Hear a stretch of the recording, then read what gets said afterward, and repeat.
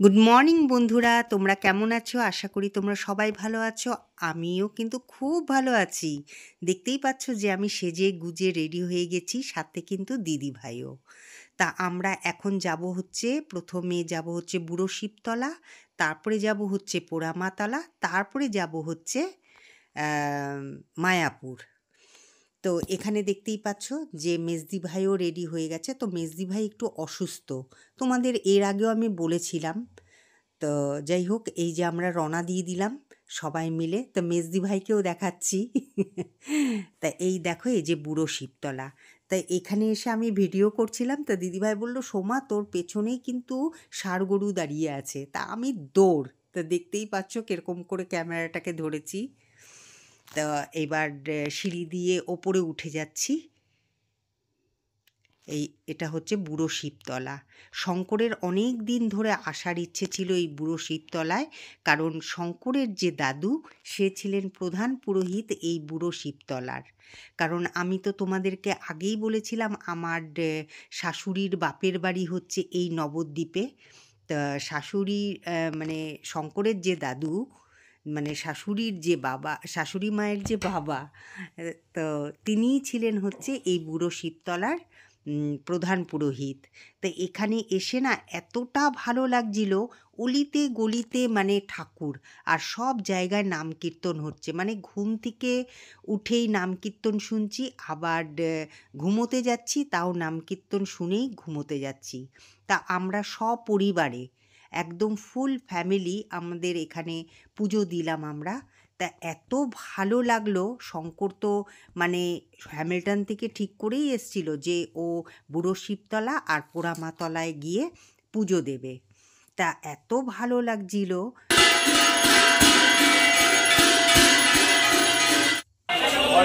আর এটা হচ্ছে পোড়ামাতার মন্দির। তাই এখানেও আমরা চলে এলাম ওই বুড়ো শিবতলায় পুজো দিয়ে। তা এই যে দেখতেই পাচ্ছ, এই বটগাছটা কিন্তু অনেক পুরনো, অনেক বছরের পুরনো একদম। তা চলো এখন ভেতরে যাই আর তোমাদেরকে পোড়ামাকে আমরা দর্শন করাই। তা দেখো কত লোকের ভিড়। তা আমরা এখানে সবাই মিলে এসছি। তো শঙ্কর এখানে পুজো দিল, কারণ তোমাদেরকে তো আগেই বললাম যে শঙ্কর হ্যামিল্টন থেকে বলেই এসছিল যে আমি দুটো জায়গায় পুজো দেবই, সেটা হচ্ছে বুড়ো শিবতলা আর হচ্ছে পোড়ামাতলা। তাই এখানে দেখতেই পাচ্ছ, এই যে ইনি হচ্ছেন পোড়ামা।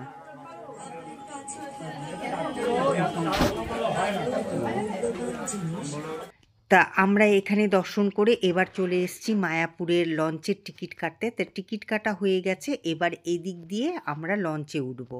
তাই এই যে দেখো, আমরা এই যে যাচ্ছি, আমি দিদিভাই প্রত্যেকেই আছে।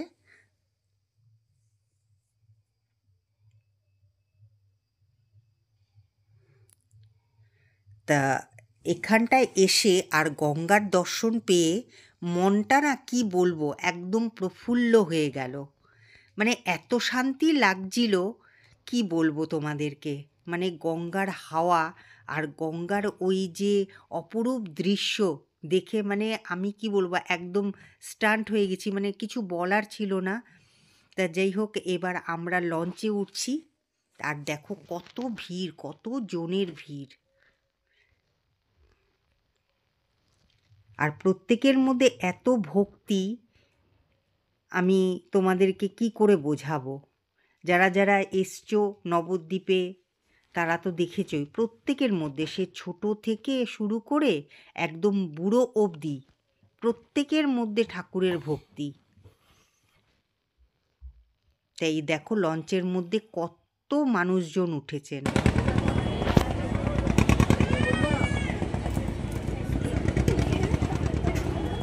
তা তোমাদেরকে এই যে গঙ্গা দর্শন করাচ্ছি, আর কিছুক্ষণ বাদেই তোমাদেরকে দর্শন করাবো হচ্ছে গঙ্গা যমুনার। তা তোমরা দেখো, ফারাকটা দেখতে পাবে যে একদিকে গঙ্গা বইছে আর একদিকে যমুনা বইছে। সত্যি না, প্রকৃতির কি অপরূপ খেল। তাই ভাবছিলাম যে সত্যিই তো ভগবান আছেন, তাই না? আমরা বলি যে ভগবানকে তো আমরা দেখিনি, কিন্তু ভগবান এরকমভাবেই কিন্তু সবাইকে দর্শন দিয়ে থাকেন। আর এত রোদ লঞ্চে, আমি তো তাকাতেই পারছিলাম না। আমি লঞ্চের একদম সামনে চলে এসছিলাম, তারপরে আমি পেছন দিকে চলে যাব, কারণ আমি এখানটায় দাঁড়াতে পারছিলাম না। রোদে না একদম মানে মনে হচ্ছিল কি গাটা পুড়ে যাচ্ছিল। তা এই যে দেখো আমি চলে এসেছি, এই যে আমার যে মেঝোজা তার পাশেই দাঁড়িয়ে আছি। তো ওকে আমি বললাম যে দেখো এই যে আমি ভিডিও করছি, তো ওই যে তাকিয়েছে তাকিয়ে হাসছে। তা ওর পাশে এসেই দাঁড়িয়েছি, আর এত সুন্দর ফুরফুরে গঙ্গার হাওয়া লাগছিল, মানে একদম মন শান্ত হয়ে গেছে। আর এই দেখো সেই গঙ্গা যমুনা, খালি তোমরা এনজয় করো।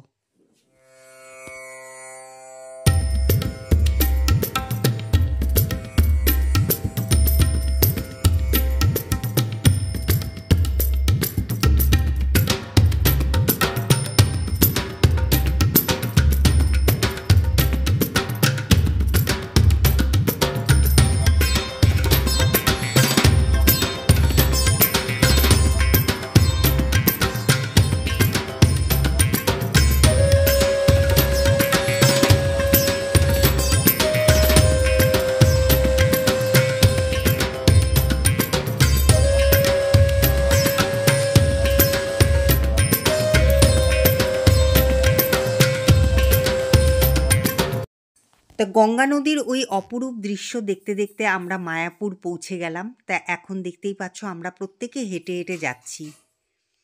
তা এই যে সেই গেট, আর এই দেখো শ্রী জগন্নাথ মন্দির। তবে এই মন্দিরে আমরা ঢুকিনি, আমরা সোজা চলে গেছি একদম। তাই এই যে মেন গেট দিয়ে এখন আমরা প্রত্যেকে ঢুকে যাব শ্রী মায়াপুর মন্দির।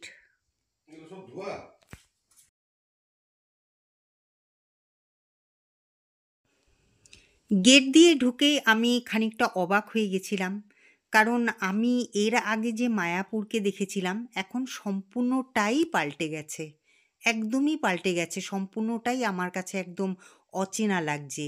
আমি কিন্তু এই মায়াপুরকে আগে দেখিনি। যখন আমি দেখেছিলাম তখন দেখেছিলাম একদম খোলা মেলা, একদম পরিবেশ, এত রেস্ট্রিকশান ছিল না। তো সেটার মধ্যে জানি আনন্দ আমি খুঁজে পেয়েছিলাম। তবে গেট দিয়ে ঢুকেই দেখছি এরকম একটা নতুন কনস্ট্রাকশন হচ্ছে নতুন মন্দিরের জন্য।